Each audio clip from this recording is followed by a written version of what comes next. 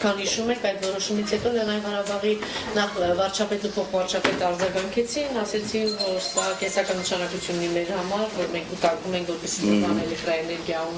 ունենանք, այս հարցով մենք Եվրոպային վաղուց ենք դիմել եւ առաջարկել ենք, եթե դուք մտահոգ եք երկու երկրների այս հարցով, ապա ներդրում կատարվի։ Այսինքն սա մեր աշխատանքի թերացումն է, որ մենք Եվրոպային չկարողացանք սա այս հարցը տեղացնել եւ 3 առաջոներ Ալիևը Եվրոպայում նույնիսկ այս հարցերով որտաս ներկայացրեց, իրենց հաջողեց էլի հնարավորինս միակողմանի ներկայացնել։ Խնդրեմ այս հարցին կապված Շնորհակալություն։ Երգեմ լավ կներ, եթե բանաձևը չանցներ, չընդունվեր, բայց քաղաքականության մեջ այդպեսի բան չի լինում։ Եվ մենք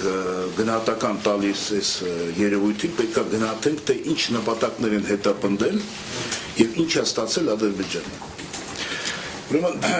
դուք շատ լավ գիտեք, որ փորձել են անցկացնել երկու բանաձև։ Մի բանաձևը դա օկուպացված տարածքների մասին, որը ավելի կարևոր է քաղաքական առումով եւ կունենար ազդեցություն Ղարաբաղի հարցի լուծման վրա։ Դա չի հաջողվել անցկացնել եւ ես ուզում եմ ձեզ հիշեցնել, որ այդպիսի բանաձև ԵԽՕ-ում անցել է 2007 թվականին։ Եվ փաստացի, երբ որ այսօր դա չի անցել, դա նշանակում է, որ այն բանաձևը կորցրել է իր ուժը։ Այնպես որ եթե նույնիսկ հետևեք ադրբեջանական մամուլին, նրանք համարում են, որ իրանց պատվիրակությունը պարտվել է Ադրբեջանում, որ այդ բանաձևը չի անցել։ Ինչ վերաբերում է Սարսանգի հետ կապված, ապա այո, այստեղ դա որևէ մի ազդեցություն չի կարող ունենալ։ Սա իհարկե Ադրբեջանը օգտագործելու է, բայց սա նաև տալիս է հնարավորություն, որպեսզի Ղարաբաղը ավելի մեծ դերակատարում ունենա եւ իրանք ճիշտ քայլ են արել Ղարաբաղի իշխանությունները, որ դիմել են Ադրբեջանը եւ ասել են, եթե կան այդպիսի խնդիրներ, եկեք միասին քննարկենք։ Այնպես որ ես չեմ համարում սա լրջագույն, ասենք կորուստ, համարում եմ հակառակը եւ ադրբեջանցիք նորից եմ շեշտում, որ ադրբեջանական մամուլը եւ իրանց քաղաքական ուժերը համարում են, որ այն ինչ որ բանաձևը Ղարաբաղի տարածքների մասով չանցավ, դա նշանակում է իրանց դիվանագիտության պարտություն։ Հարցում ես արդեն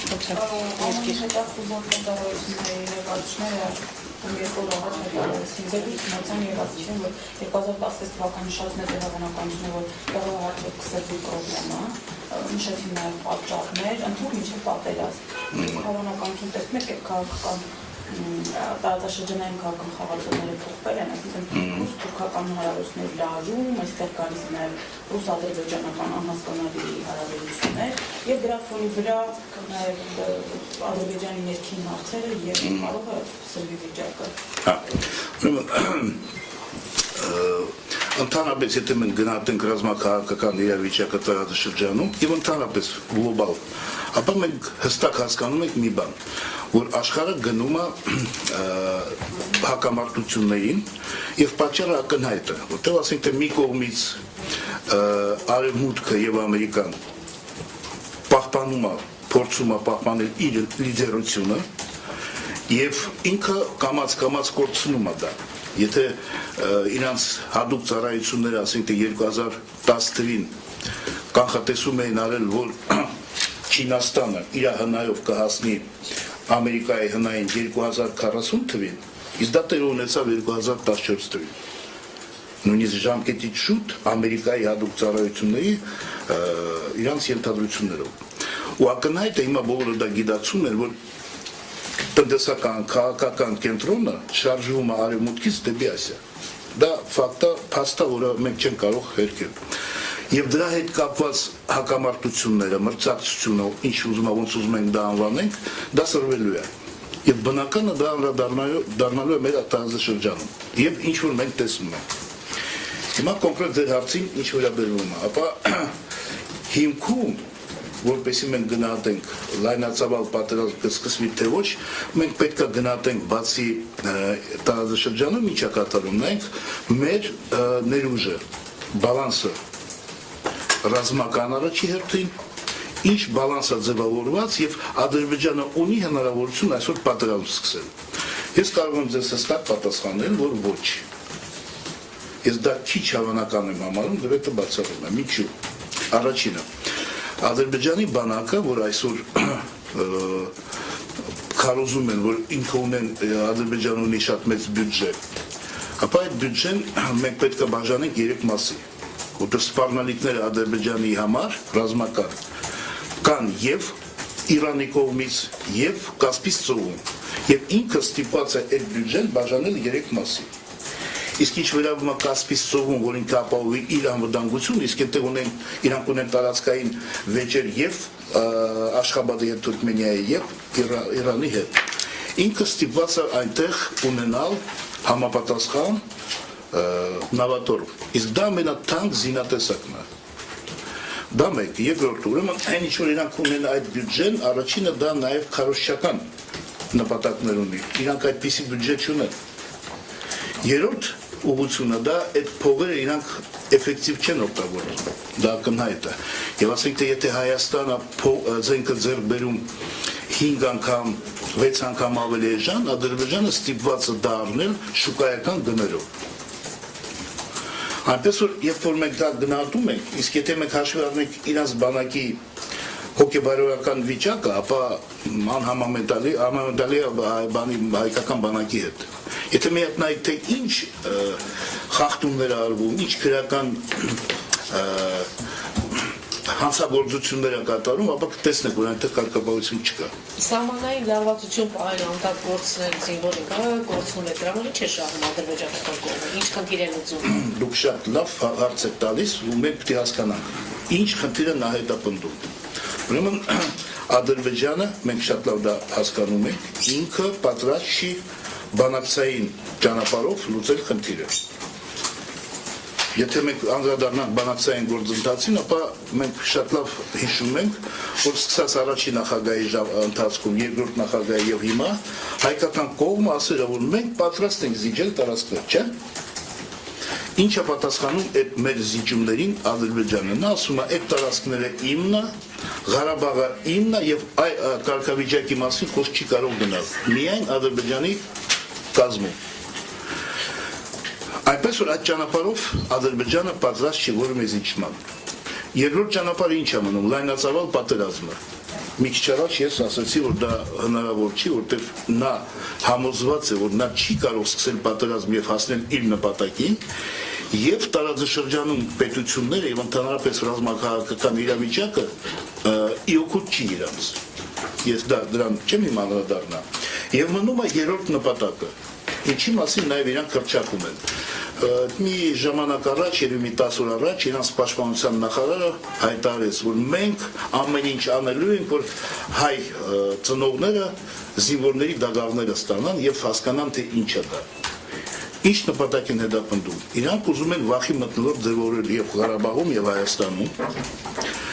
դրանով ստիպել եւ խթանել արտագաղթը եւ դրանով ստիպել, որպեսզի հայկական կողմերը գնան զիջումների։ Պարզ ասած, դա շանտաժ է,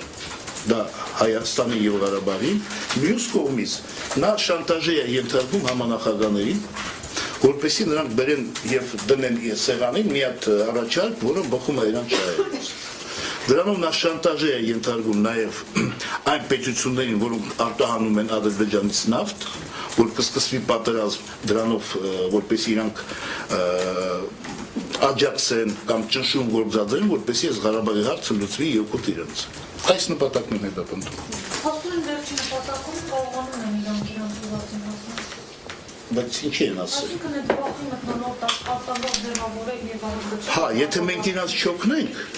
այդ վախի մթնոլորտը չի ձևավորվի։ Եթե մենք չգրենք, թե ինչու են զոհվում երեխեքը, իհարկե, բայց գիտեք ինչ, եկեք մի տարածաշրջանում նայենք ինչ վիճակը։ Իրանը պատերազմում է, զոհվում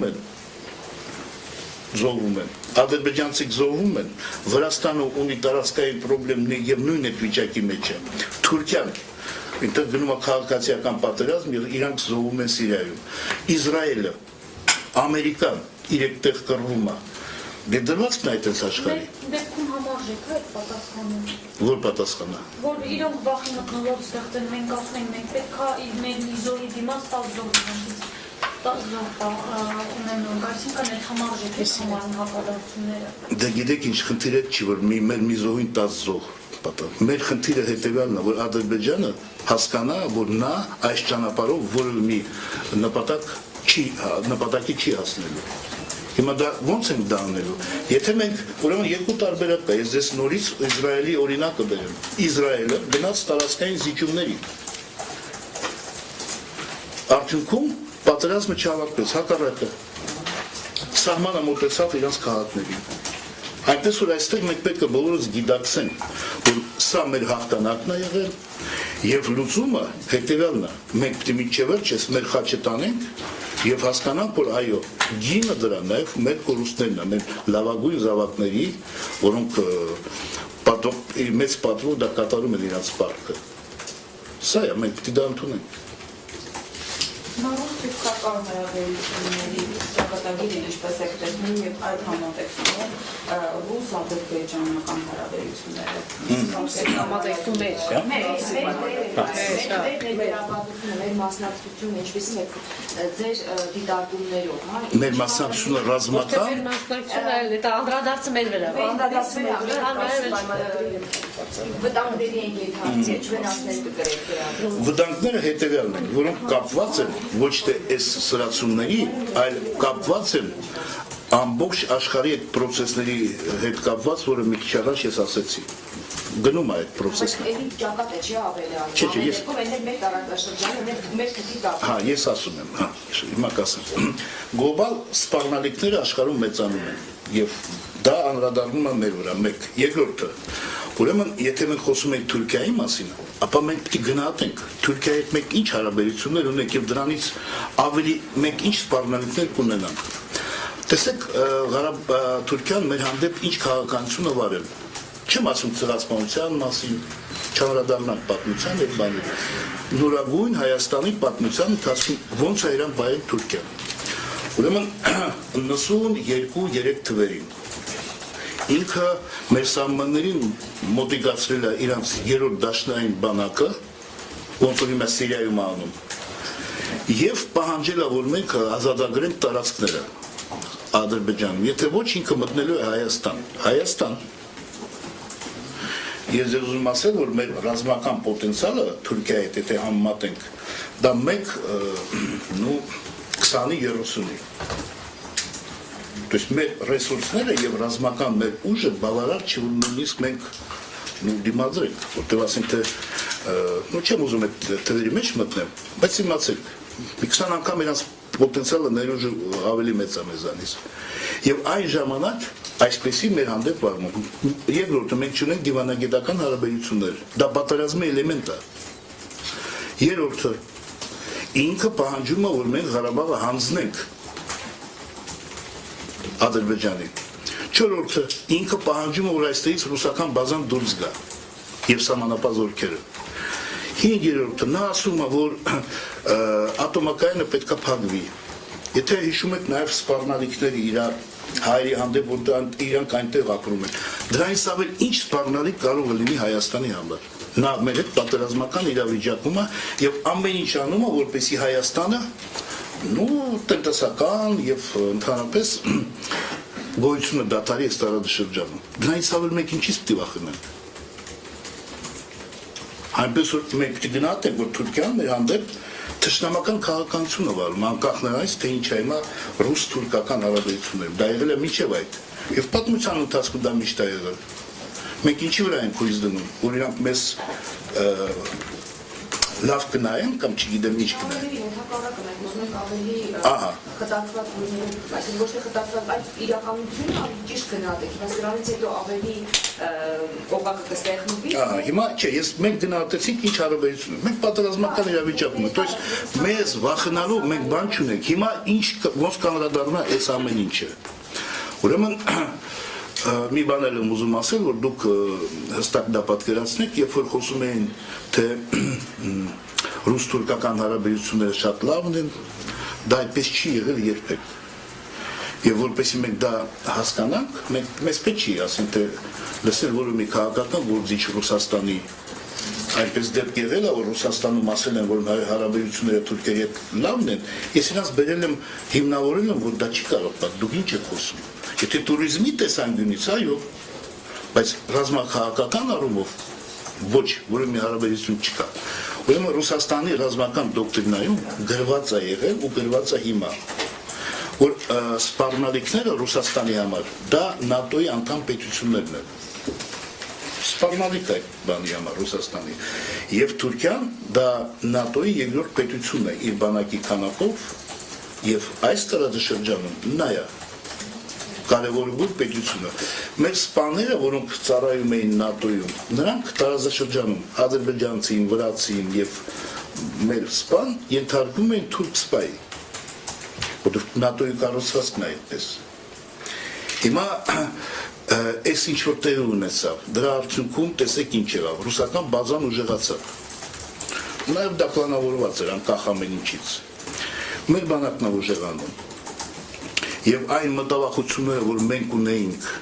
որ ասենք թե ռուս-թուրքական հարաբերությունները կարող լինեն այդքան լավ, որ ասենք թե Հայաստանի հաշվին հարցեր լուծվեն, ապա ես հիմա կարծում եմ, որ բոլորս գիտակցում եք, որ այդպես բան չի կարող լինել։ Եվ այս հակամարտությունը այնտեղ սրվելու է, եւ հիմա դուք զգում եք ինչ մի հատ վիճակ է ստեղծված, երբ որ Թուրքիան արդեն զորքը մոտաբերել Սիրիայի սահմանին եւ թուրքական կամավորները ասենք այդպես, բայց դրանք բանակի ներկայացուցիչներ ներխուժել են Սիրիա եւ հիմա հարց է դրված, եթե իրանք ներխուժեն, ինչ պատասխան պետք է տա սիրիական բանակը, բարձա եւ Ռուսաստանը։ Այնպես որ այստեղ, եթե մենք գնահատենք, վիճակը շատ բարդ է, բայց մենք այստեղ պետք է հստակ հասկանանք, մեր ներողություն եկել ավարտեն, որպեսզի հիմա տեսեք ինչ է տեղի ունենում այս տարածաշրջանում։ Մի կողմից Սիրիան մենք գիտենք, չէ՞ ինչ պետություն է, որ 15 թվին մեր հայերին այնտեղ ընդունեց եւ ստեղծվեց համայնք հզոր, որտեղ իրանք լիարժեք իրանքներ ունեին։ Այս բարեկամ պետություն է։ Ուրեմն մյուս կողմից Իրանն է պատերազմին մասնակցում այնտեղ նույն ձևի, որը դժվար տարիներին մեզ աջակցել է, Ղարաբաղի հարցում Իրան միշտ չեզոք է պահել եւ պահանջել է, որպեսզի հարցը լուծվի խաղաղ ճանապարհով։ Մյուս կողմից Ռուսաստանն է մեր դաշնակից պետությունը, մասնակցում են այդտեղ մի դաշինք, ասենք այդպես։ Մյուս կողմից Սաուդյան Արաբիան, Թուրքիան, որոնց հետ մենք չունենք նույնիսկ դիվանագիտական հարաբերություններ։ Հա? Եվ Պակիստանը, հասկանում եք, չէ, ինչ է տեղի ունենում, գնում է պատերազմ, որտեղ մի կողմից պետություններ են, որոնք պատմականորեն մեր հետ ունեցել են լրջագույն խնդիրներ, մենք ձևակերպենք եւ չունեն դիվանագիտական հարաբերություններ այսօր։ Մյուս կողմից մեր բարեկամ պետություններն են։ Պարոն Հարությունյան, հայտնի է, որ շատ տարեվեր ՀԱՊԿ-ի գլխավոր քարտուղարի պաշտոնը դառնալու է ռոտացիա։ Այսինքն Բոզոժյան պետք է Հայաստանից ներկայացուցիչ փոխարինի, որտեղ անտենական կարգով Հայաստանը առաջինն է։ Ձեզ առաջարկվել է այդ պաշտոնը ստանալ։ Ես ասել եմ, որ այդ կադրային հարցերը no comment։ Դիմեք այն մարդկանց, ով զբաղվում է դրանով։ Ինչ վերաբերում է այդ պաշտոնին, այո, դա պետք է դառնա ռոտացիոն, այնտեղ ընդունված է որոշում եւ այնտեղ քննարկում է հարց, թե ինչ ձևի պետք է ձևավորվի եւ ոչ թե միայն գլխավոր քարտուղարի պաշտոնը, նաեւ այլ կառույցներ, որոնք ձևավորում են այդ կառույցը։ Հիմա Բոզոժյան փոխարինելու դեպքը չէ։ Ես ասում եմ no comment, դուք ասում եք։ Այսինքն իր որոշելիքը չի, մոտավորապես էս։ Իսկ առավելություններ Հայաստանին կտա դա, ասենք ԵԿՄ-ի հաղթող Տիգրան Սարգսյանն ու առավելություններ այդքան չկա, այդ դեպքում։ Չէ, հիմա գիտեք ոնց ասենք թե ես ծառայել եմ նաև ՏՍՆԳ-ի ռազմական շտաբում։ Ուրեմն իհարկե առավելություն տալիս է, բայց ասենք թե մենք պետք է գիտակցենք ինչ առավելություն, այնպես չի կարող լինել, որ պաշտոնյան, դա չինովնիկ է միջազգային, գա այնտեղ կլինի հայ թե այլ ազգի ներկայացուցիչ ու քաղաքականությունը փոխի, ասենք թե գա մեր ներկայացուցիչ ու Ադրբեջանի դեմ քայլեր ձեռնարկի։ Ինք ունի հնարավորություններ, իր լիազորությունների շրջանակներում, որոնք ճիշտ օգտագործման բան ինքը շատ լավ դա կօգտագործի։ Հայաստանի օգուտ, բայց ինքը չի կարող ասենք թե սпасել այնտեղից մի հատ կոորդինատ փոփոխություններ։ Հասկանալի է, չէ՞։ Բայց միանշանակ դա լրջագույն ազդեցություն է ունենում եւ անդրադառնում է դրական Հայաստանի շահերի համար։ Պարոն խոսեցիք ռուս-թուրքական հարաբերությունների ստիպման մասին, այդ համատեքստում ինչպես է գնահատում ռուս կոմունիստ պատգամավորների նախաձեռնությանը 1921 թվականի պայմանագրի վերանայվել կապված եւ ռուսական ռազմաբազայի այստեղ Հայաստանում ռազմաբազայի վերազինմանը, չգիտեմ, ինչպես է վերաբերվում այդ երկու նախաձեռնություններին։ Ինչ վերաբերում բազայի, որտեղ դա ավելի կարևոր է, ես ուզում եմ հիշեցնել, որ բազայի պայմանագրի հեղինակները եւ առաջարկը մենք ենք արել։ Եվ երբ որ մենք այդ առաջարկը անում էինք, իսկ ես դա եղել եմ Հայաստանի կողմից ռազմական պատվիրակության ղեկավարը։ Եվ երբ որ որոշում էր ընդունվում բազայի վերաբերյալ, ապա մենք հաշվի ենք առնում ստեղծված իրավիճակը ռազմաքաղաքական եւ հիմա համարում որ մենք ճիշտ ենք եղել այն ժամանակ եւ հիմա կյանքը ցույց է տալիս։ Եթե չլիներ բազան այստեղ, համոզված է եղեք, որ Թուրքիան Հայաստանի հանդեպ այլ քաղաքականություն կվարի։ Եվ ինչ որ արվում է հիմա, դա փոխում է մեր շահերից։ Հիմա մի բան էլ ասեմ, որը չեմ ասել, բայց հիմա կասեմ։ Քանի որ ես նաեւ 90 թվից գիտեմ ինչ է եղել պատերազմում, ոնց է եղել մասնակցել եմ այդ պատերազմին, ուզում եմ ասել այդ բազայի դերը պատերազմի հաղթանակի մեր պատերազմում շատ մեծ է, ինչի մասին դեռ չի կարելի խոսել, ժամանակ գա խոսենք եւ այսօր նա աջակցում է եւ այն ինչ որ մենք ունենք հայ-ռուսական հարաբերությունում դա նաեւ իշնորհիվ այդ բազայի եւ այն ինչ որ մենք ստանում ենք զենք տարբեր մեր սպաները եւ կուրսանտները սովորում են Ռուսաստանում դա շնորհիվ այդ բազային այնպես որ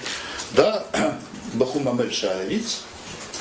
եւ ապահովում է մեր անվտանգությունը եւ կայունությունը տարածաշրջանում եւ այն ինչ որ ասենք Ադրբեջանը նաեւ չի համարձակվում եւ Թուրքիան զուսպ ապահովում դա շնորհիվ այդ ռազմական բազայի Ներքին անօրինություն, թափտփվածություն, գյուղի դրսևորումներ, այսինքն նման բաներ էլ կան, չէ՞, բազան նաեւ։ Դե դա այլ հարց է։ Չէ, դա այլ հարց է։ Մենք խոսում ենք այդ բազայի մասին։ Հիմա ինչ տեղի ունի, եթե հարց տակ դա էլ պատասխանում։ Ինչ վերաբերում է կոմունիստների այդ առաջարկին, ապա այնտեղ այո դիմել են եւ հիմա արտգործնախարարությունում Ռուսաստանի կա այդ առաջարկը վերանայել Ղարսի պայմանագիրը։ Ղարսի պայմանագիրը մի բան, մի կետ շեշտեմ, նա որոշում է Նախիջևանի կարգավիճակը։ Եվ եթե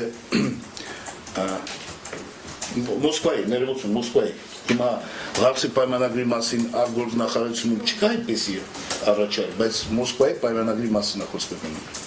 Մոսկվայի պայմանագիրը որոշում է Նախիջևանի կարգավիճակը։ Եթե ասենք թե դա դենոնսացիային ենթարկում, ապա կարգավիճակը կորում է։ Դա զուտ իրավական տեսանկյունից։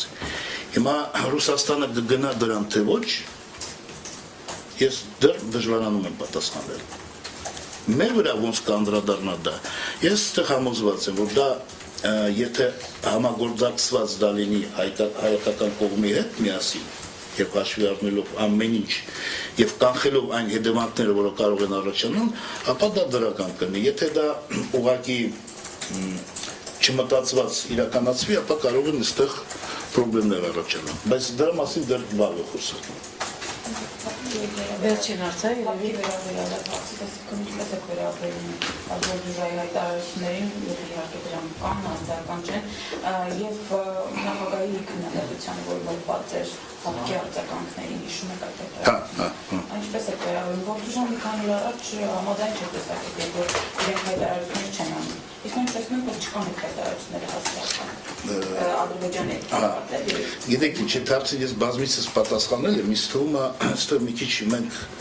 կամ չենք հասկանում, կամ էլ հատուկ ուզում ենք շեշտել, որ հապկը չի արձագանքում։ Արձագանքել է բազմիցս։ Մի հատ մտեք ինտերնետ։ Դա ինչի նախագահը քննադատել։ Չէ, ես ասեմ, նախագահն ուրիշ բան է քննադատել։ Հապկը արձագանքել է գլխավոր քարտուղարի տեսքով։ Առաջի մարդն է, որ գնացել է շփման գիծ։ Դա մեկ, երկրորդը չէ։ Երբ որ մենք խոսում ենք հապկի մասին, հիմա ես օրինակ եմ բերում, ինչու ՆԱՏՕ-ն չի արձագանքում, որ Թուրքիան օկուպացրել է Կիպրոսը ՆԱՏՕ-ի անդամ պետության։ Ինչի՞ չի արձագանքում։